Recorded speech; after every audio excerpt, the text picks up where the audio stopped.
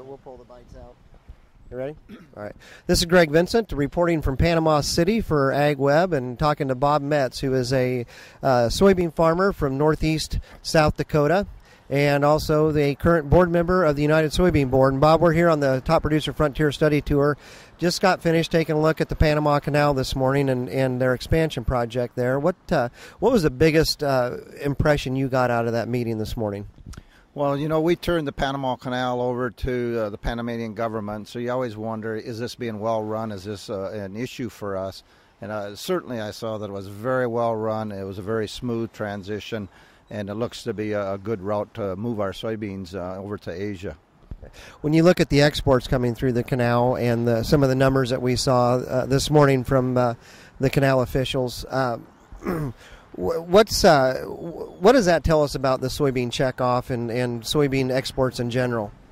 Well, certainly we know that we're exporting over half the soybeans we now raise, many of those going into Southeast Asia and China.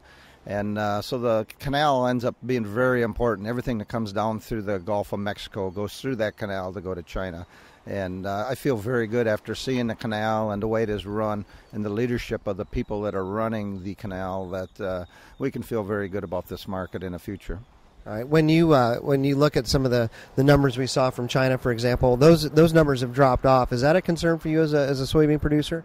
Well, not really. We know that it's going to ebb and flow with the economy, but China's been a huge buyer of our soybeans this year, and I think they will continue. I know when you visit with the Chinese people, their government officials, they've made the decision that they're going to be self-sufficient in rice and corn, and they will buy soybeans from the United States and South America. What do U.S. farmers need to be aware of as we look at the fact that we're going to be moving container ships through the channel at the Panama Canal that are going to be 2.5 times the size they are today?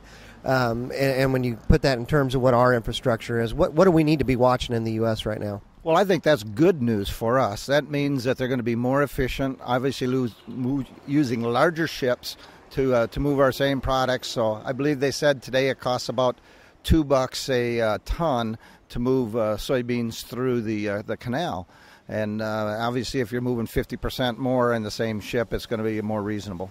Okay. That's Bob Metz from Northeast South Dakota, a board member with United Soybean Board. Thank you, Bob.